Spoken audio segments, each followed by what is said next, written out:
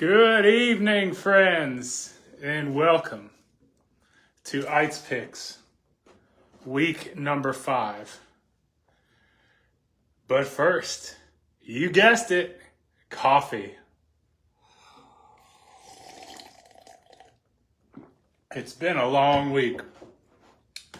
So, as many of you know, I'm going for my doctorate in history. I'm narrowing down a topic to either World War II, specifically the European theater and the Nazi regime, or one of the holy orders during the Crusades, the Catholic holy orders. Like, I'm really fascinated by the leper knights of St. Lazarus, the holy order. They named their order after the patron St. Lazarus of the Bible, who had leprosy. And the Bible says that the dogs would even lick his sores. And Lazarus was a poor man that lived a rough life. And the parable of Abraham's bosom, he was in it. But anyway, all that to say, I'm a proud grandson of a World War II veteran. My grandfather, Ed Aydt, he fought in the Pacific on Iwo Jima, Guam, and Guadalcanal. I wear this shirt in honor of him. And he was a wonderful man for some of you who knew him. And I look forward to seeing him again someday in heaven. But, so for my historical tidbit on the subject of World War II. So, do you all know what the bloodiest battle in world's history was? I'll give you a hint. It was during World War II. So during Operation Barbarossa, which was the Nazi German code nickname for the invasion of the Soviet Union, planned by Hitler to attack in the early summer. So it got underway on June 22nd, 1941, breaking a pact with Stalin. But it was Hitler's plan to get to Moscow and defeat the Soviet army by winter. Because anybody who knows anything about history knows how tough Russia, at the time it was basically still Russia, but it was in the Soviet Union. But that territory, always also known as Russia, even Russia today, is one of the hardest countries to invade because people get caught up in those harsh winters. It beat Napoleon back when the town was burned by the Tsar, and the town of Moscow was largely wooden. It was burned, and all the supplies were burned, and the French were out of supplies, and many of them faced frostbite, and that was Napoleon's Grand Armée of at the time, the largest army assembled in world history, 600,000 men. So the Nazis invade with over 2 million men, including the Waffen-SS and the Wehrmacht, and they made it to the outskirts of Moscow. And the Russians fought hard. They dug in, but there was issues with the supply line, because once you move a military that fast over long stretches of land and distance, if you don't establish bases and set them up, then you can become overstretched with supply. Anybody who's in the military or has studied military history or tactics knows that. And that's one of the fatal mistakes the Nazis made. Because even since the prior war, World War I, it was always the German objective to take out the East. That's where they thought the bigger fight was. And it was always about colonization and Lebensräume. And so the Germans wanted the East and all the oil fields. Russia had great natural resources. So they were barely stopped because they didn't have enough supplies, so they stopped at the outskirts of Moscow, and then a miracle happened. The Germans were freezing to death. The tanks couldn't operate, so they decided to go south at the beginning of 1942 to get the oil fields in the Caucasus, which is the southern region of Russia, around the Caspian Sea. But to do that, they had to cross a town called Stalingrad. Now today it's known as Volgograd. But Hitler wanted to see, it wasn't strategically important. It was just the biggest city in the region, and Hitler felt that he could win the propaganda war for his military and the people by crushing the city named for his biggest nemesis, Joseph Stalin. And Hitler would be a hero over the tyrants, because the Nazis looked at the Eastern Slavs as subhuman, Untermensch, along with some of the other folks they considered inferior. I'm not going to go into it. Those who know history know the sad reality of what I'm talking about, of how the Nazis viewed other people. And so instead of going all the way to the south, and they could have easily captured the oil fields, Hitler decided to take his personal vendetta out on Stalin. Instead, he got himself caught. His Sixth Army was pinned against the Volga River, taking the city of Stalingrad and laying it to ruins. But the Russians held in. Stalin called for Order 227, which was for his Red Army not to retreat. And because of that, if they retreated, they would get shot. And because of that, the Soviets dug in. He also called the people, because he was a hero for many Soviets at the time. He was like their Hitler.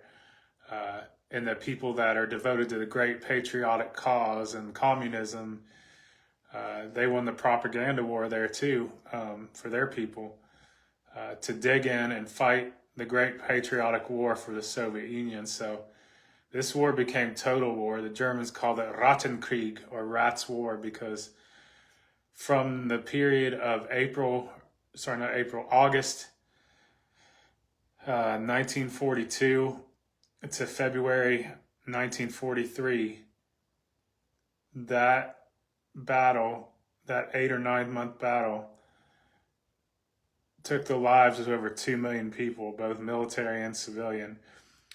Battles were fought from kitchen to kitchen, room to this room could be a battle, apartment to apartment, and control and hands over the city was lost many times and gained many times. An average life expectancy for a soldier that was caught up in the middle of Stalingrad was 24 hours. It was the bloodiest war in human history. And snipers were born, legends were born in this war. It was nuts, man. I tell you, I might write my doctorate on Stalingrad. The Russians were beat down to like one or two little buildings next to the river, and then slowly they started gaining territory back in October, and then Operation Uranus, which was from November 19th through November 23rd, 1942, and it started to get colder. Grand Marshal Zhukov, he became a hero of the Soviet Union, especially for this. He was one of their top field marshals. I think he became the absolute supreme military leader, and Stalin demoted him because he was jealous after the war because he was so popular. But Zhukov ended up doing a pincer movement because he knew that the German Sixth Army around the river had some weak flanks, because the Romanian, Italian soldiers and the Hungarians, they weren't as ideologically motivated as the regular German army. And so Zhukov attacked from across the river, he sent people around the flank and then came from behind the German 6th Army and completely encircled them, causing General Paulus, who was this Nazi commander, to finally surrender on February 3rd, 1943. The Germans couldn't get supplies. They were starving. Hitler even promoted General Paulus to field marshal because in German history up to that point, no field marshal had ever surrendered. And furthermore, Hitler also expected those generals who surrendered to kill themselves in shame. Paulus, being Roman Catholic, believed that if he killed himself, he would go to hell. And so he couldn't kill himself. So instead he surrendered, and that was that.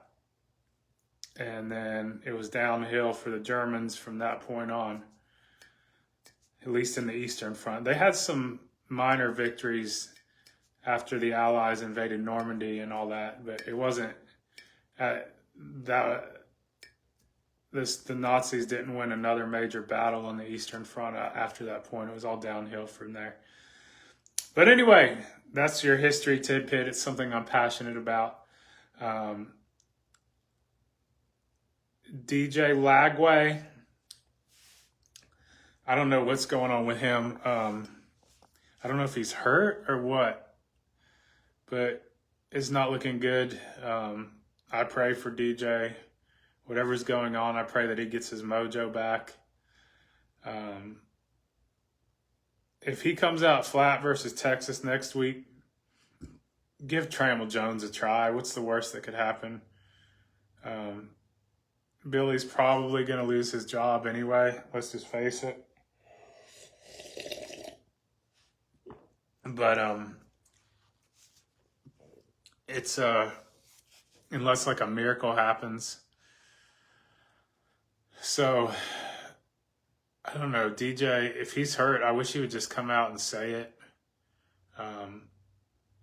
But I don't know, like maybe the promise he made last week, or the supposed promise, turns out to have some fruition and helps the Gators turn the tide like they did last year when he was healthy during the LSU game, and we went on that 4 or 5 game winning streak. So we'll see. But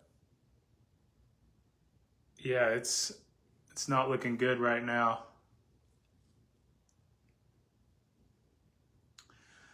So on to the picks.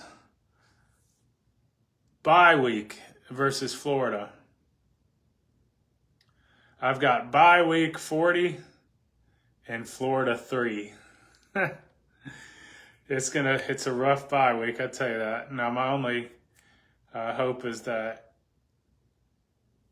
Florida can turn it around and really does some soul searching this week,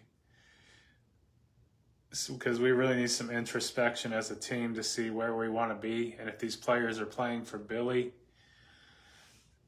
that'll give them some motivation to do better.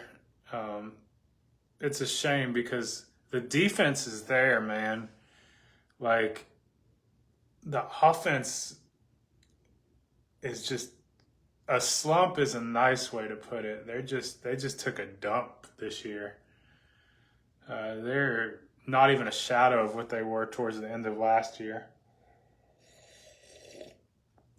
Whatever that is, a lot of people are like, man, don't let Billy call plays anymore. Or it's like, let Billy give up the reins. But I don't know if that'll even work. Especially now that he knows he's probably gonna get fired anyway. I just think he's checked out, man. He wants to collect his $22 million or whatever. My only hope for the rest of the season, honestly, I don't care if we make a bowl. I mean, a bowl would be nice. But my hope as a Gator, we lead the nation in having the streak of going the longest with scoring. We haven't been shut out. There's been a few close calls, like when we played Oregon State back in the bowl game at the beginning of 2023. or at the end of 2022. It was Napier's first year. Oregon State was beating us 30-0, and I think it was like a 30-yard field goal as time expired. But we make the field goal. But if we would have missed it, we would have been shut out for the first time since 1988 when Auburn beat us at home 16-0. That was when Emmitt Smith was our offense. Our offense basically depended on Emmitt Smith, and he had hurt his knee like a week prior. We just couldn't do anything. And Auburn came to the Swamp and beat us 16-0 on that rock hard carpet that we had there, the AstroTurf. I was too young to remember that, but I was probably at that game, like as a 3-year-old. Or no, I'd have been 2 at that time. No, I'd have been 3. Yeah. And so I don't, in my life that I remember, we've never been shut out. A few close calls against Georgia. Close call last week against Miami. I was getting a little anxiety there until we scored in the third quarter, largely because of Jaden Baugh. That man's a warrior. We need to feed him the ball. But yes, if the Gators could just preserve the scoring streak, that's all I ask for this year. Then we'll get a new guy next year, and hopefully it'll be an offensive-minded coach, and we won't have to worry about that for a while. We've been teetering on the border of that streak ending for some time now, so I would like to go through a game not having that anxiety, having a goose egg on the board going into the fourth quarter or in the third quarter, like, come on, we got to score. That's my only hope for this year. But anyway, on to the picks. So for tomorrow, this is weird that college football is being played on Friday night. You just got to tell the NFL no. Like, I know everything's about money these days. I'll never sell my soul for money. So my soul belongs to Jesus Christ. And also, I mean, for the sake of tradition, like, I don't understand it. College football is one of the last great institutions we have, and that isn't about money. And unfortunately, it's being ruined by money. But the NFL took it upon themselves to decide, let's put a Thursday night game in there. Push the college games that were there traditionally on ESPN over, and we'll claim the Thursday night spot. And now they've kicked games to all Saturday or sometimes Friday. I remember in the golden days of college football, you had the headliners starting on Thursday night. There was always a Thursday night ESPN game. Sometimes it would be a crappy game, but usually it was one good team that played, and then the rest of the games would be on Saturday. And I'd look forward to that Thursday night game as like the weekend header. Anyway, now it's Friday. So we've got Florida's second-rate University going to Virginia.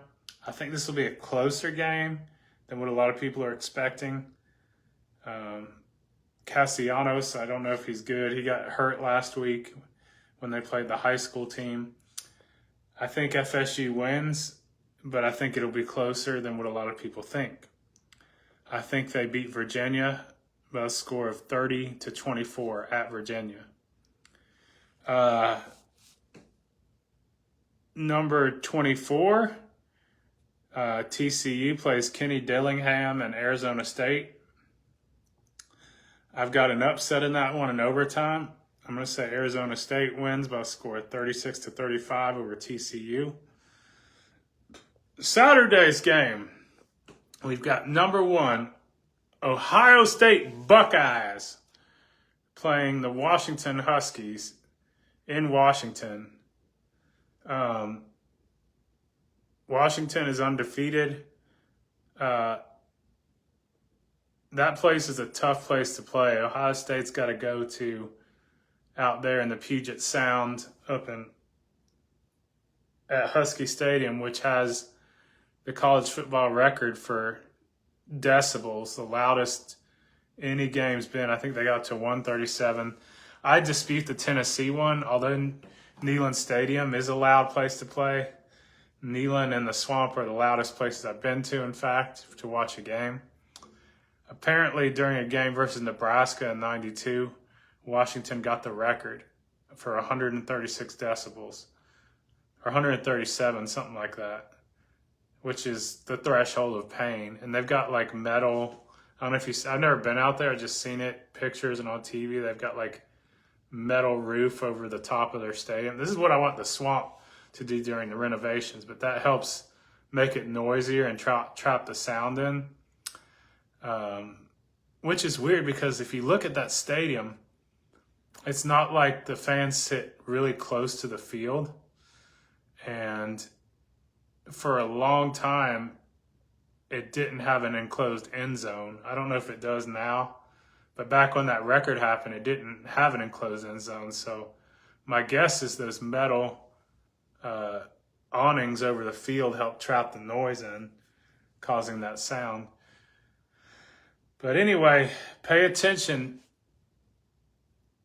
I've named Florida's coaches who I want to see. Pay attention to this guy, Jedd Fisch, who's Washington's coach. He's Florida alum. And if they somehow knock off Ohio State this weekend, he will shoot to the top of my candidates. Everywhere he's gone, he's won. My only reserve on him is the fact that he has lost more games than he's won.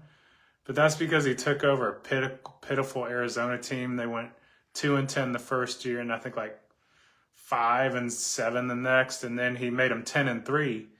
And Washington, I think they went like 6-6 or 6-7 last year's first year. But this year they're 4-0. And if they beat Ohio State this year, or this week,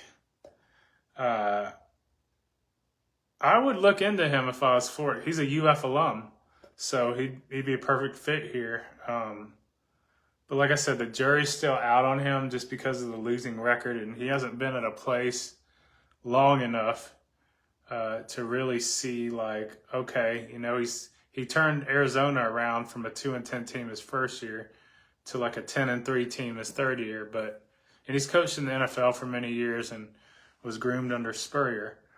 But I don't know, like I have to see him win a game like this before I can be like, oh yeah, he can be the man to turn around Florida's program. He's got everything going for him from me on my end, except for the win-loss record. But he's not like terribly on the losing end of that. I think he's like 1 or 2 games under 500. But anyway, this weekend, I think Ohio State is just too good for Washington. I think Washington keeps it competitive, but Ohio State gives them the first loss this year, winning by a score of 45-28. Moving on, I've got number 3 Penn State playing number 6 Oregon. I've got Penn State 31 and Oregon 27. I think the whiteout makes a difference, and Penn State scores a touchdown in the last minute to beat Oregon 31-27. Number 4, LSU goes to the Grove. Hoity-toity, good gosh almighty, it's the Ole Miss Rebels playing their rivals, the LSU Tigers. Although Lane Kiffin is an excellent coach and my top choice at this moment to replace Billy Napier, I believe that LSU is too athletic this year. They are too good. I think they'll be a playoff team. Not saying they'll win it all, but that team has an amazing defense. I watched them in person. Good luck throwing on them, or you'll be like DJ Lagway. But with that in mind, Lane Kiffin's one of the best offensive minds of the game. So he'll have a scheme set up for Ole Miss to help combat that physically talented defense and very athletic defense. With athletes the best that money can buy. LSU did very good in the portal this past year. I think there'll be too much for Ole Miss, even at home. I think LSU nets Ole Miss their first loss of the year. I've got number 4 LSU over number 13 Ole Miss by a score of 24-17. This game is going to be sweet revenge between the hedges. I've got number 5 Georgia bringing in number 17 Alabama. And if there is one team that has been a thorn in Kirby Smart's side, it is Alabama. Last year when they played, everybody was like, oh, Kirby Smart's going to get revenge on Alabama, and Saban's gone. He doesn't have to worry. Now Kalen DeBoer and those boys rallied at the end, even though Georgia stormed back from what was it? At one time, Bama was up 31-7, and then I think Georgia came back and scored 4 unanswered touchdowns to take the lead the last few minutes of the game, and then Jalen Milroe to Ryan Williams took the lead, and then Bama ended the game with an interception and won. I think Kirby Smart gets his revenge this week. Kirby Smart is the best current coach in college football, arguably besides Dabo Swinney. Sweeney's kind of going downhill, though. He seems like the old school mentality coaches are increasingly phasing out. We saw that with Gundy. And I'll have a segment on that next week. It's just a shame what college football is turning into. I'm old school. I grew up watching the old school brand. But I'll touch more on that later. I think Georgia, I think it's close initially, and then the Dogs' defense shows why Kirby Smart is a mastermind. I think Georgia wins by the score of 34-21 over Bama, preserving the nation's longest home winning streak currently. Number 9, I got Texas A&M at home. I think they hand Auburn their second straight loss. I've got number 9 Texas A&M over Auburn by the score of 38-20. I've got number 11 Indiana playing Iowa, and that's a person to watch that I didn't realize last week. I like Kirk Cignetti. I think he's very Urban Meyer-esque in the way that he handles his program. And I think he captures the psychological effect of his players, and he projects that onto his opponents, and he wants to dominate them. What he did to Illinois last week was a murder. And that's the attitude that Florida needs against their rivals and other opponents. I think Cignetti brings that to the table. With that being said, for this game, I think Iowa has a good defense. They also have Kirk Ferentz, who's been I think this is the longest tenured head coach. He's been there for over 25 years at Iowa. And I think it'll be a close game, but I think Indiana pulls out at the end.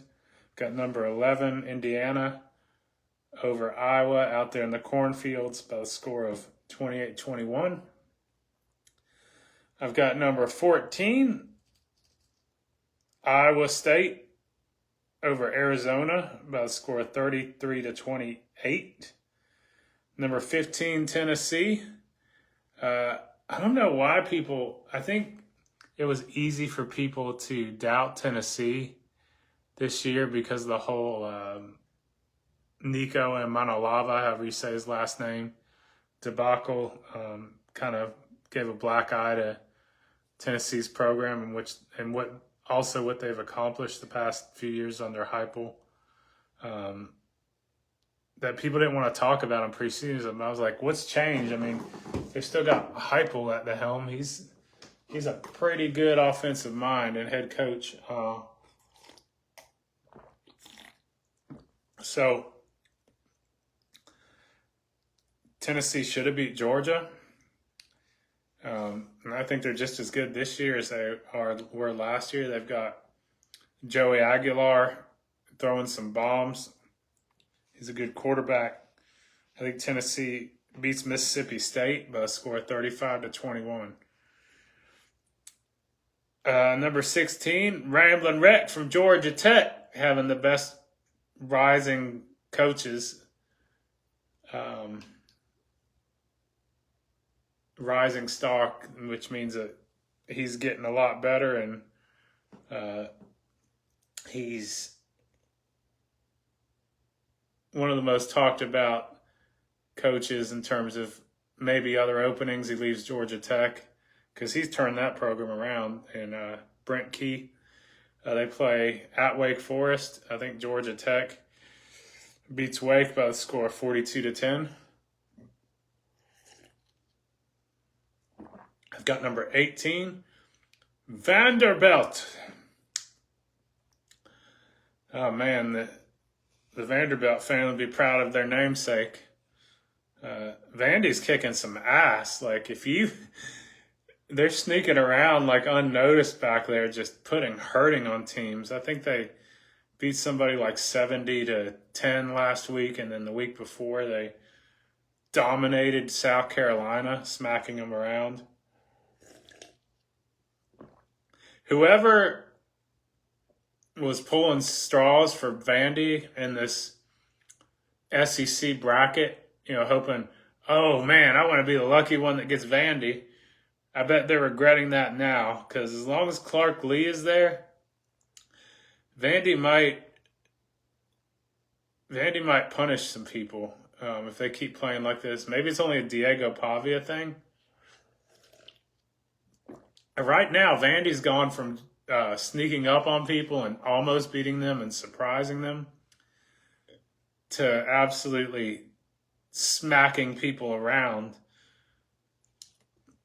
and becoming like a serious threat. They're 4-0, and they're ranked in the top 25. Number 18, Clark Lee, has done a phenomenal job there. He's hit the ceiling, and right now, as far as I'm concerned, he's busting through it. They play Utah State, and I've got Vandy breaking another scoring record. I don't know if it's a scoring record, but it's unusual for them to score this many points and beat this many people. I got number 18, Vandy, over Utah State by a score of 65-21.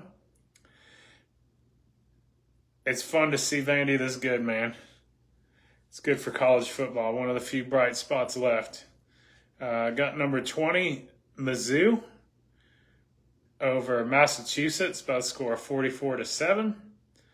Got number 21, USC Trojans, over number 23, Illinois, by a score of 41-24 in Champaign.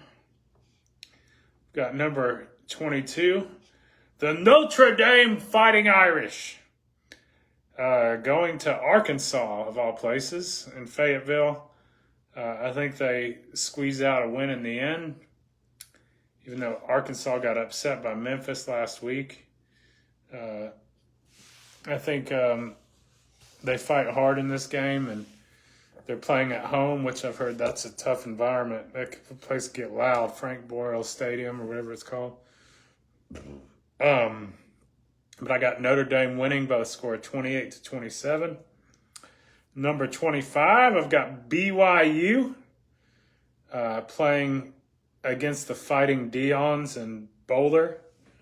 I've got BYU over Colorado by the score of 47-28. For my bonus pick of the week, we've got a ancient SEC East matchup. We've got South Carolina playing Kentucky. And South Carolina is at home. I think they rebound after 2 straight losses. They beat Kentucky by a score of 21-7. For my other D1 Florida schools, I've got Central Florida. They're sneaking up on people. They're 3-0, 3 or 4-0. They play Kansas State. They beat them by a score of 27-14. And I've got Memphis Tigers over FAU by a score of 55-10. Memphis is pretty good. They came back against Arkansas last week. And that concludes Aydt's picks for this long week. I need to get some rest. It has been a long week. I wish y'all a blessing. And if you're going to drink, don't drive. If you're going to drive, don't drink. Hope you've enjoyed this edition of Aydt's Picks. Aydt signing off. God bless.